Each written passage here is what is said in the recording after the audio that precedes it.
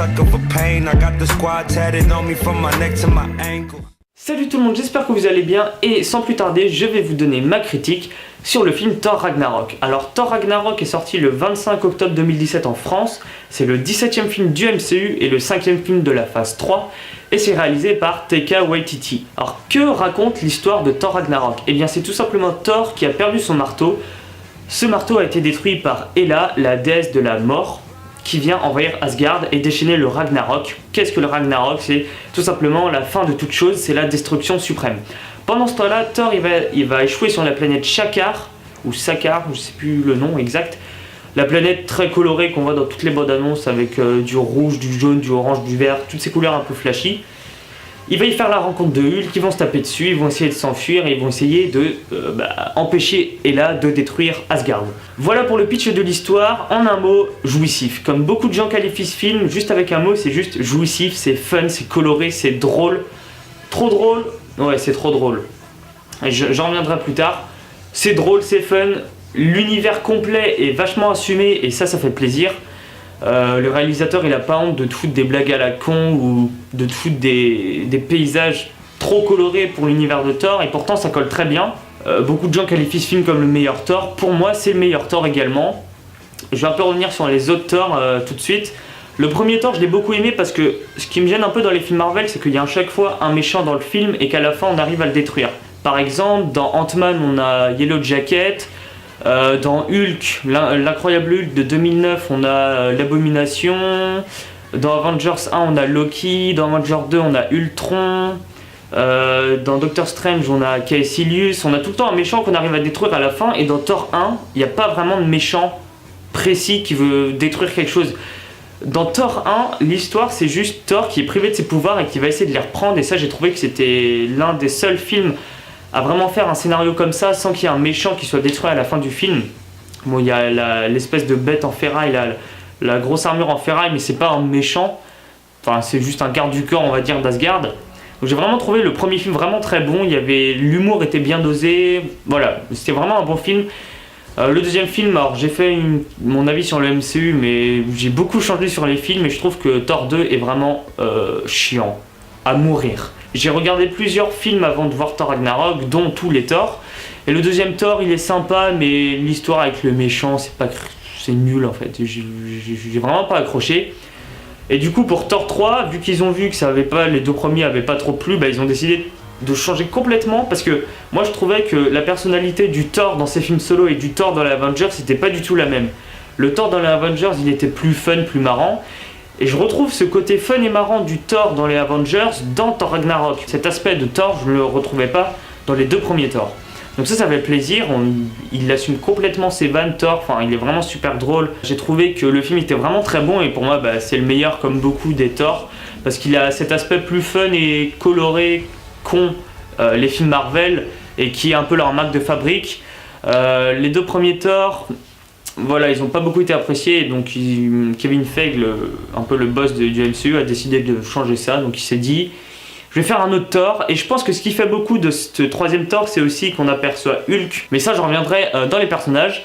Donc ce que je voulais parler pour les Thor, c'est le sujet sur Jane Foster. Alors Jane Foster, c'est la petite amie de Thor dans Thor 1 et 2, mais vu que ces films n'ont pas été aimés, dans Thor 3, on oublie complètement. On dit juste que Thor a plaqué Jane ou que Jane a plaqué Thor, mais c'est un peu une excuse à la con, on va dire, pour faire dégager ce personnage du MCU parce qu'on l'aime pas, les films n'ont pas été aimés, hop, tu te barres.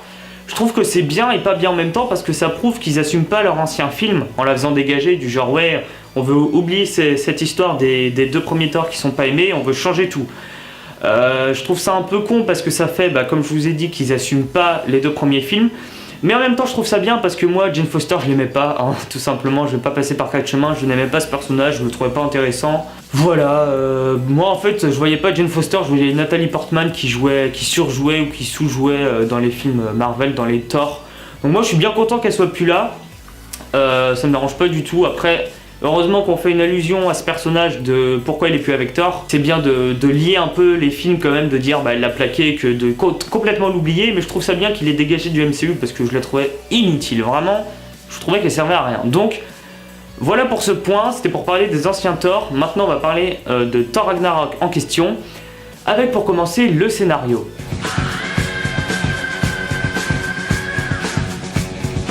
Alors le scénario, je l'ai vraiment trouvé super bon. J'ai pas trouvé de longueur au film. Alors il y a beaucoup de films Marvel où je trouve quelques longueurs, mais là j'ai pas trouvé de longueur. Après, j'ai trouvé quelques défauts dans le film, mais ça je vous en parlerai dans la partie spoil. Là c'est la partie sans spoil. Le scénario est vraiment bon. Après c'est du Marvel, c'est-à-dire qu'on n'aura jamais vraiment de message profond comme l'a fait par exemple Batman v Superman dans le DCU. On n'aura jamais ça dans les films Marvel. Marvel c'est juste du pur divertissement. Mais c'est pas grave parce que c'est leur marque de fabrique. Et pour du divertissement, Thor Ragnarok c'est un putain de divertissement. Franchement, foncez le voir parce qu'il est ouf. Le scénario est basique. Il est basique, on comprend tout, il n'y a pas de difficulté. Il n'y a pas spécialement de facilité scénaristique, mais j'ai trouvé le problème, comme dans beaucoup d'événements, c'est que vous savez, si vous avez vu les bonnes annonces, que Hela, la déesse de la mort, va envahir Asgard. Et Hela, j'aurais aimé, vu que c'est la déesse de la mort, c'est pas n'importe qui, qu'on en parle dans d'autres films. Par exemple dans Avengers 2 ou... Parce que c'est la déesse de la mort, comme je vous ai dit, c'est pas n'importe qui. On n'en parlait pas du tout dans les autres films, et d'un coup elle arrive pour détruire Asgard, alors que, je sais pas, détruire Asgard, c'est pas quelque chose qui te vient en tête en une seconde, quoi, ça prend du temps. Moi j'aurais aimé qu'on en parle dans les autres films Thor, ou dans Avengers 2 à la fin, ou des choses comme ça, pour amener à cet événement, parce que dans tous les films où il y a des méchants qu'on détruit à la fin, ils apparaissent d'un coup, ils disparaissent à la fin, donc en fait ils servent pas à grand chose. C'est ça le défaut que je reproche à la globalité des films Marvel. Mais à part ça, à part ce fait qu'elle apparaît que d'un seul coup juste pour le film, sinon je trouve que c'est vraiment un super personnage, donc ça j'en parlerai dans les personnages. Le scénario est vraiment très bon, comme je vous ai dit, il n'y a pas de message profond ou quoi, c'est juste du pur divertissement. Mais personnellement, je trouve que ça marche à merveille. On va maintenant passer aux personnages.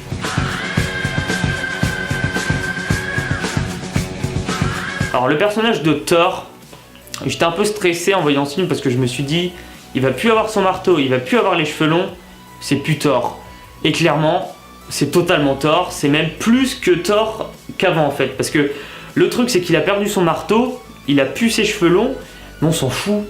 Je veux dire, bon ok le marteau ça faisait la force du personnage, mais dans le film on explique bien que le marteau, il est pas non plus, on va dire, il sert pas à 100% à Thor. Par exemple si Thor perd son marteau, il peut quand même frapper des gens, enfin il a quand même ses pouvoirs.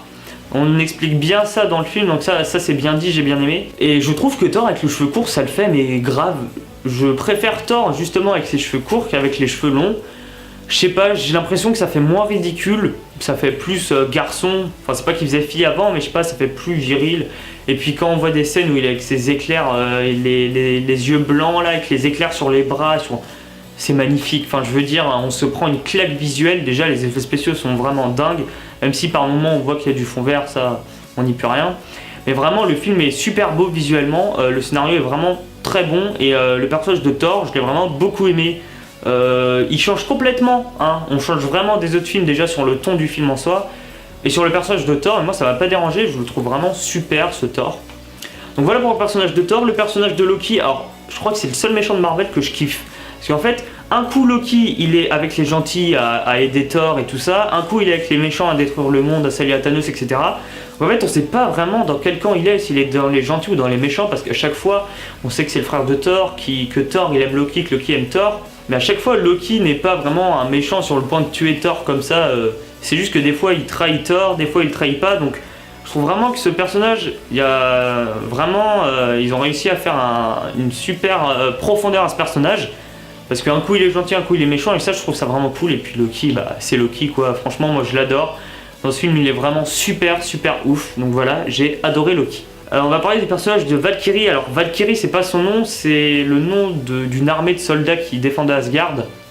C'est des Valkyries. Et parmi cette armée de Valkyrie, il n'y a que une ou deux survivantes je crois, et une Valkyrie, donc je vous mets une photo ici. C'est un des personnages principaux du film. J'ai vraiment beaucoup aimé ce personnage, franchement elle a un caractère fort, c'est une femme courageuse, elle se bat aux côtés de Thor et de tous les autres, et je trouve qu'elle est assez bien développée parce que dans le film, si vous allez voir le film, vous allez voir que le personnage est assez bien développé, je trouve que le personnage est assez profond. Donc ça c'est cool parce que souvent les personnages secondaires dans le MCU, on n'a pas l'habitude de faire des personnages profonds, on se dit bon il apparaîtra dans 2-3 films et c'est bon, mais je trouve que Valkyrie a vraiment, elle est courageuse, une femme courageuse.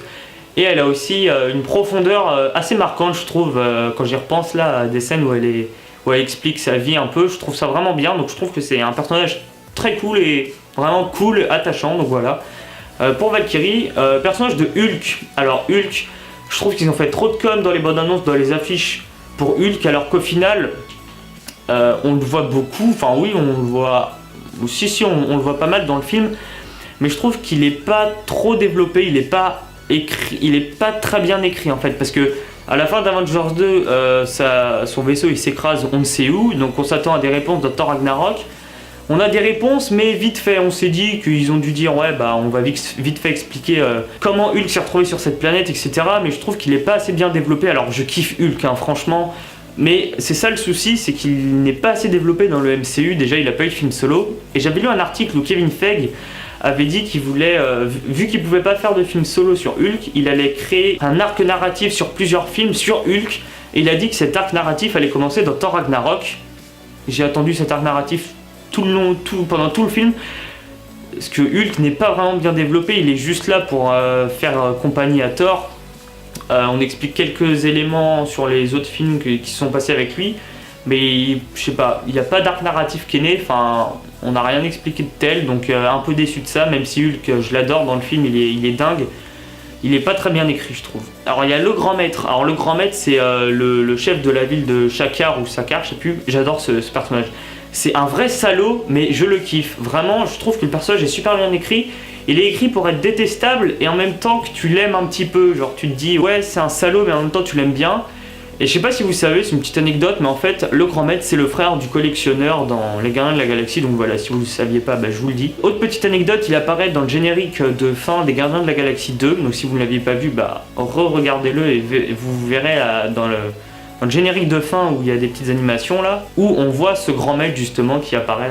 Donc voilà, pour ce personnage, j'ai vraiment beaucoup aimé. Il a un caractère de chieur, c'est vraiment... En fait, il est leader d'une ville et en fait il veut faire cette ville à son image. C'est un peu une société anarchiste. Vraiment j'ai beaucoup aimé ce personnage, j'ai beaucoup aimé sa façon de s'exprimer, d'avoir ses petites manières et tout. J'aime vraiment beaucoup ce personnage. Donc voilà pour le Grand Maître. Et je voulais aussi parler d'un autre personnage. Alors Hela, pour parler du personnage de Hela, la déesse de la mort. J'ai vraiment beaucoup aimé ce personnage. Je crois que c'est l'un des seuls méchants Marvel, avec quelques autres bien entendu comme Thanos ou Loki, que j'affectionne particulièrement. Hela, je sais pas si on la verra dans les autres films, j'espère, mais je trouve que c'est vraiment un super personnage. Je trouve que ses ambitions sont claires, précises. On se dit pas mais attends pourquoi elle fait ça, mais non c'est pas crédible de détruire Asgard comme ça.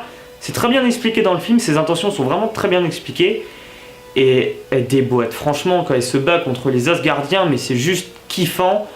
Et puis l'actrice Cate Blanchett, c'est vraiment une actrice que j'adore, elle a joué dans beaucoup de grands films dont Le Seigneur des Anneaux. J'aime beaucoup cette actrice, je trouve qu'elle a une aisance à jouer des personnages et elle rentre bien dans la peau de ses personnages. Et voilà, j'ai vraiment adoré le personnage de Hela et je pense revoir le film juste pour ce personnage parce que c'est un personnage majeur du film et c'est un coup de cœur Hela. Franchement, super personnage, super méchante. Le personnage d'Odin, donc c'est un super personnage comme dans tous les films, très sage, c'est le père de Thor et de Loki. Il a vraiment une conscience de vieux sage au sein des films Thor et ça j'aime beaucoup. Donc voilà pour le personnage d'Odin, j'ai vraiment beaucoup aimé comme dans chaque film, il est vraiment sage, puissant.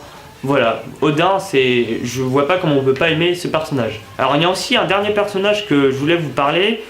C'est un personnage que Thor il rencontre quand il est sur la planète Sakaar. C'est un sorte d'homme de pierre, donc je vous mets la photo ici. J'ai vraiment trouvé que ce personnage était très attachant. Pendant le film on le voit peut-être 10 minutes à tout casser ou 15 minutes. Ouais non, plus 10 minutes, mais il est vraiment super attachant quand il s'exprime. Il fait des blagues super drôles à des moments, il est vraiment super attachant. Donc voilà, coup de cœur aussi pour ce personnage qui est un personnage très secondaire dans le MCU, mais j'aime beaucoup. Donc voilà, je voulais vous en parler, vraiment super personnage. Donc voilà pour le scénario et pour les personnages. Alors je voulais parler des musiques, il y a beaucoup de gens qui ont critiqué les musiques parce que il y avait notamment la musique de 7 à 8 qui passe dedans. Moi ça m'a pas dérangé. Au niveau des musiques, non, il y a certaines musiques qui restent en tête, il y en a d'autres qui restent pas en tête. Mais ces musiques renforcent l'aspect fun du film qui est fait avec tout cet aspect coloré. Je trouve que les musiques sont bien choisies, moi j'ai bien aimé les musiques. Et pour dernier point dans la partie sans spoil, je vais vous parler de l'humour. J'ai pas de problème avec l'humour dans les films Marvel, mais quand il y en a trop, là j'ai un problème. Ça s'était déjà passé avec Doctor Strange, j'ai trouvé... Alors je vous avais dit, je sais pas si vous avez vu cette critique, n'hésitez pas à la voir d'ailleurs si vous l'avez pas vu. Je dis qu'il y a des scènes qui sont assez badass, assez intenses, et qu'on rajoute de l'humour à la con juste après. Et je trouve ça vraiment chiant. Surtout dans Thor Ragnarok, parce que Thor Ragnarok, je pense que c'est le film qui a le plus d'humour des films Marvel. Je pense que c'est le film qui te fout le plus de blagues en 2 heures. Et je pense aussi, et je suis même sûr que c'est le seul film du MCU qui a des blagues aussi nazes par moment, des blagues pour enfants de 5 ans, vraiment. Alors juste pour vous citer, c'est pas un gros spoil, à un moment il y a un sorte de portail dimensionnel entre la planète Shakar et l'espace, et c'est un trou comme ça avec des jets de lave à moitié, et ils appellent ça l'anus de Satan, et t'as Hulk qui est dans son vaisseau, il fait ouais on va aller dans l'anus. Tu te dis ouais, t'étais pas obligé d'appeler ça l'anus de Satan, ça fait tellement pas crédible du tout, ça détruit même un peu, ça rend pas crédible en fait. Et je trouve qu'il y avait trop d'humour à la con comme ça dans ce film, et ça me dérange vraiment beaucoup. Alors dans la salle quand je suis allé voir le film, t'as beaucoup de gens qui riaient, mais si tu revois le film quand t'es plus adulte, bah tu te dis mais c'est de l'humour pour gosses quoi, et ça fait pas trop rire. Il y a des scènes badass dans ce film qui sont puissantes, et 2 secondes après t'as une scène d'humour à la con.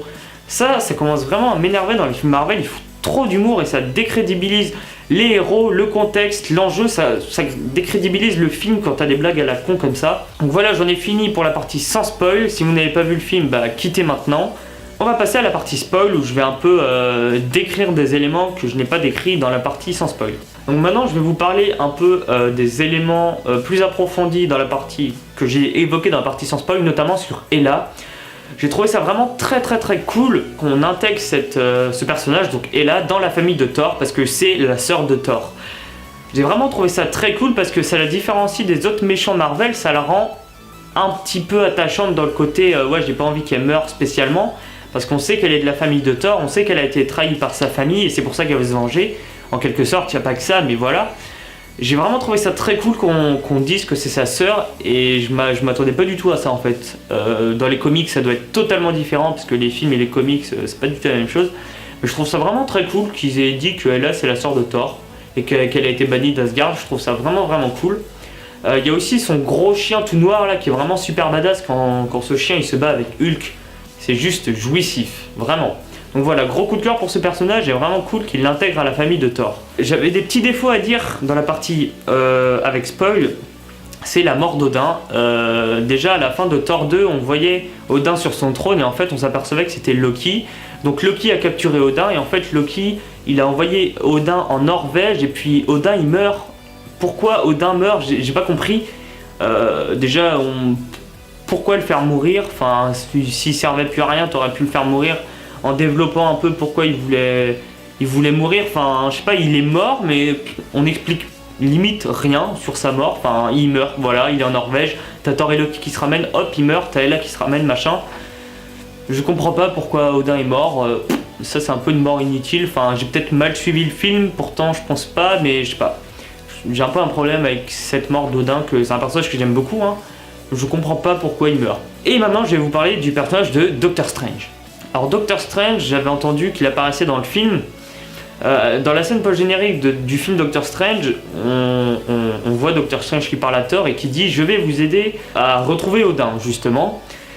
Et il l'aide pas à retrouver Odin. Il ouvre un portail magique et il envoie Thor. Enfin, en fait, ce qu'il fait, c'est qu'il n'aide pas Thor à retrouver Odin, il a trouvé Odin et il dit à Thor « Bah vas-y, va voir ton père ». Je pensais vraiment qu'il allait l'aider, genre partir avec lui, faire l'aventure et tout. Même, moi je pensais qu'il allait être là pendant tout le film. En fait non, il fait juste un petit caméo d'on va dire 5 minutes. Donc j'étais un peu déçu parce que à la fin de Doctor Strange, je m'attendais vraiment à ce qu'il soit actif dans le film. Au final non, il fait juste un petit caméo. Mais ce petit caméo est quand même très sympa, on va pas se le cacher. Ça fait toujours plaisir de voir d'autres héros, dont Doctor Strange, qui est un héros que j'apprécie particulièrement. J'ai beaucoup aimé le film Doctor Strange.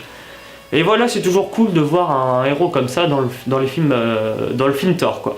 Donc je voulais parler maintenant de l'équipe en soi de Thor. Alors, Thor n'apparaît pas dans Civil War, Hulk non plus. Et dans ce film, on a l'impression que ça fait une troisième équipe de choc. On a Thor, Hulk, on a Valkyrie, et je crois que c'est tout. On a Loki aussi, donc ça fait 4, ça fait une petite team, la team Revengers, comme ils l'appellent dans le film. J'ai beaucoup aimé, je trouve ça très très très cool.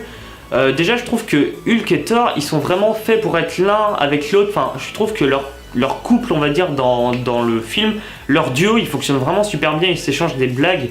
Bon des fois comme je l'ai dit précédemment c'est des blagues lourdes et vraiment chiantes. Mais dans l'ensemble j'ai vraiment trouvé que ce duo marchait super bien. Et quand il s'allie à Valkyrie qui est un super personnage et à Loki qui est aussi un super personnage, ça ne peut être que bon. Et j'ai vraiment beaucoup aimé cette team. Et je voulais aussi parler du personnage de Heimdall. J'ai oublié d'en parler mais je vais en parler dans la partie spoil. Du coup on parle pas de pierre d'infinité dans ce film Thor. Donc la pierre d'infinité se trouve dans le film Black Panther qui sortira juste avant Infinity War. Moi je trouve ça dommage, j'aurais bien aimé s'apercevoir que en fait ce soit Heimdall qui est la pierre d'infinité, parce que dans Avengers 2 on a Thor qui a un flashback sur Heimdall qui est aveugle. Donc moi je pensais que la pierre d'infinité se trouvait dans ses yeux, c'est très crédible comme théorie.